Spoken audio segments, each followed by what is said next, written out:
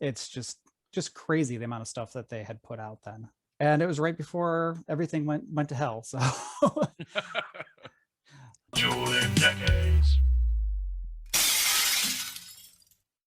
yeah. All right, Mancrush, you pick up a point. We're heading into our final 1 point round. You have control of the board. What category are we going with next? All right, I'm going to go with something that has been mentioned before. We'll just do it now. We'll get it out of the way. Let's go to television. All right, so let's go September 24th of 1982. And at this point, like picking television again, I'm so early on that it's a little tough for canon in 1982. I didn't want to get anything that predated Golan and Globus taking over the canon group. So I really only had about a year's worth of movies that could possibly make their way onto television. Matter of fact, the movie that I found, it was actually still playing in drive-ins around the country when I found it on television. But thank God, newspapers.com, one of our great sponsors, they have a fantastic search feature. And I was able to go through and search for several movies to see if they were playing on television. And lo and behold, our favorite late night cable company, everybody knows where I'm going, Cinemax, was playing this movie right when you figured they would. We called it Skinemax for a reason, and they aired this one at 11:50 p.m. on September 24th, 1982. And according to your book, Austin, which is amazing, by the way. If you're a fan of canon, one of our listeners, Eric, he turned us on to this. Thank you, Eric. He was like, you got to check out this book, and he sent us pictures or whatever.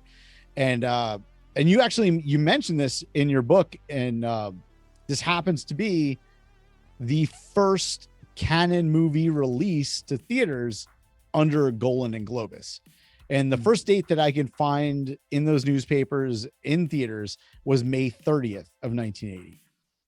This is not a hit by any means, and it's the third and final movie of the series. It wasn't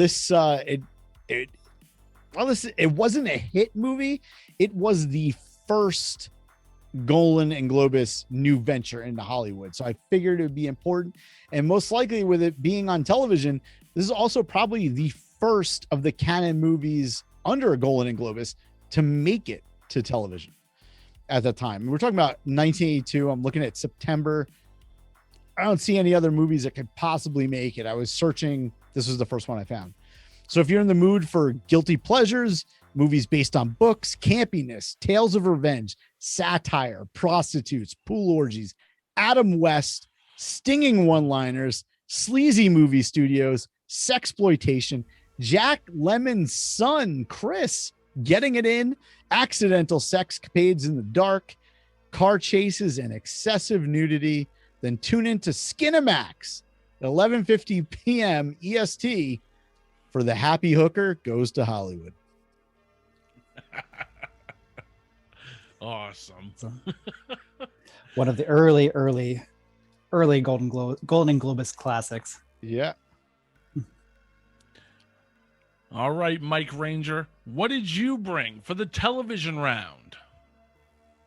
Well, Mark, in the UK, there was a arts-based documentary series that broadcasted on BBC One that ran from 1967 into 2003. I found a TV listing from the Evening Standard, a newspaper in the Greater London area. So everyone grab your teacups for May 23rd's pick of the day at precisely 10:20 of all times. An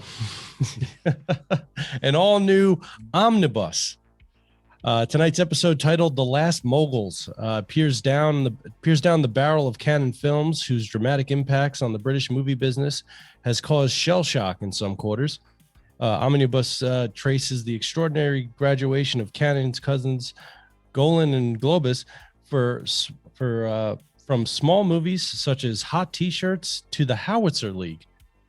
So yeah, it was basically just a TV documentary on canon films and what they were doing, and it's pretty interesting because I think in '86 they're pretty much at the height of their movie output. They put out like 60 something movies that year.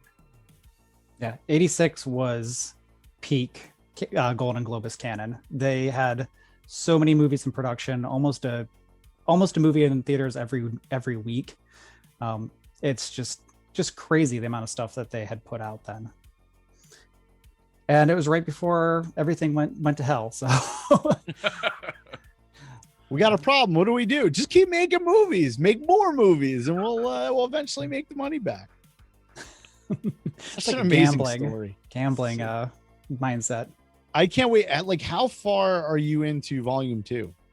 I am editing right now. I am neck deep in editing. So it's close. I'm really hoping have it out by the end of this year.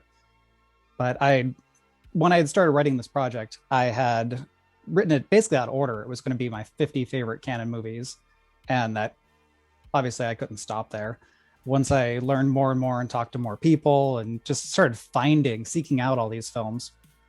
And so, yeah, I had a good head start on the second volume before I took the first one out to publishers. I can't wait to read it. That's Oh, like thanks. the one period I don't think I know enough about. And then, like Mike said, I think I've seen that documentary, and I think you can find that one on YouTube, the one that you're talking about that was on television. But like the Go-Go Boys and Electric Boogaloo, those are great documentaries. If you guys if this is your first venture into what the hell is canon, if you're hitting this episode now and you read it and you're like, you thought this was about like medieval fucking weaponry or something,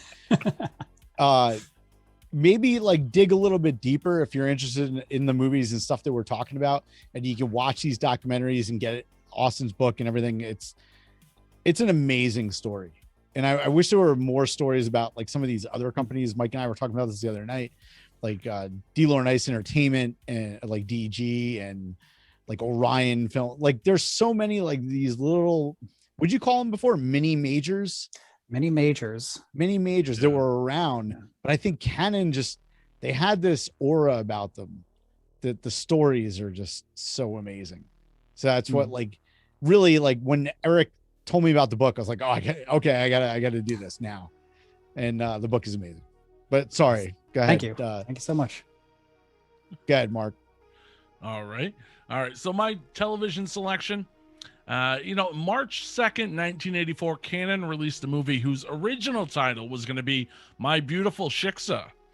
That didn't last. They retitled it to Over the Brooklyn Bridge, and it was directed by the man himself, Menachem Golan. It starred the great Elliot Gould, Burt Young, Shelley Winters, and fresh off of Taxi, Carol Kane. That same year, Carol Kane would guest star in another series direct from Taxi creator Jim Burrows. I give you season 3, episode 12 of Cheers, titled A Ditch in Time, originally airing December 20th, 1984. This episode is fantastic. In this one, Carol Kane gives a brilliant performance as Amanda. Now, she's a friend of Diane's that tries to date Sam.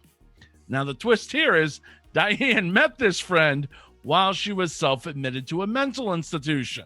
Come to find out, Amanda is just a little obsessive when it comes to men and a little suicidal when things go wrong. So hilarity ensues when Sam finds this out from Diane. Also in this episode, Norm is trying to have a baby with his wife Vera, and it seems like everybody's name from the bar is on the list except for Cliff, of course, because who would name their son Cliff? And in this episode, Coach reveals that his nickname Coach was given to him by one of his friends, and that he always thought it was because he never flew first class and had nothing to do with the fact that he was a baseball coach. So Carol Kane's character of Amanda, she gets over Sam really quick by the end of this one when she finds out that Sam is Ralph. Now, Ralph is the man that Diane talked about in all those therapy sessions when they were in the mental institution together. So, and then we learned some really disturbing details about Sam and how bad of a boyfriend he is. Now, for Christmas, he got Diane a set of steak knives. She got the flu that year. He never bothered to go visit her. He got her second-hand flowers for Valentine's Day. And then after their very first night they spent together, she wanted to spend the day together the next day. He went to a football game. And then on his birthday, Diane cooked Sam a 7-course meal. and Sam stopped for a burger on the way home. So I give you Over the Brooklyn Bridge with Carol Kane, and then Cheers with Carol Kane, all the same year, 1984. Oh, all right. Well, Carol Kane is amazing. I love her. She's one of the best things in Over the Brooklyn Bridge. Yeah.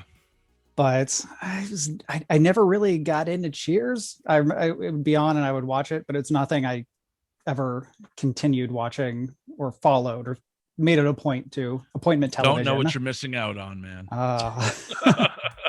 Mark masturbates to Cheers.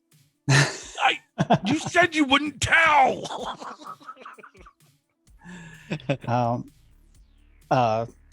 Mancrush, Happy Hooker is Goes Hollywood is, yeah, it's a great first splash from Canon. The first thing they chose to produce with their new Hollywood studio that they had bought is, of course, a threequel to a series they hadn't started, and really no one was rushing for another one anyway.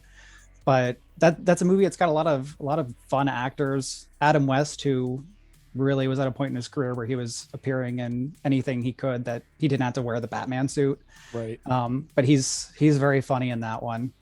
So Happy Hooker's a fun watch. I'm not surprised it was playing on Cinemax in the middle of the night. That seems like the perfect place for it.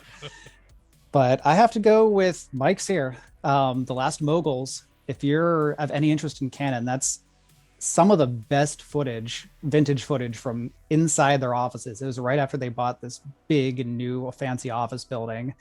And there are so many just hilarious details in it. You've got Golan and Globus having this big executive meeting and everyone's eating out of like styrofoam in it, because like the article, they don't put the money, they put all the money on the screen. They're not gonna, you're gonna eat off of styrofoam if you have to dine with the heads of the company. There's footage of Golan and Globus approving Delta Force toy machine guns for kids, just going through them like a toy manufacturer, just showing them off. And that's a hot problem.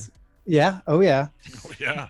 There's a footage of a giant party they had in 1986, and it's really to celebrate their success. Yep. And what's amazing is it's a black tie party, and it's in the parking garage, which is the most Canon place to throw a big black tie gala.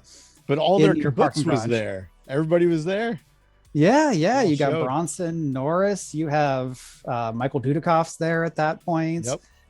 It's just that footage alone is just, it's fun to go and try to peek at who you can see in the background, who came to this fancy parking garage party.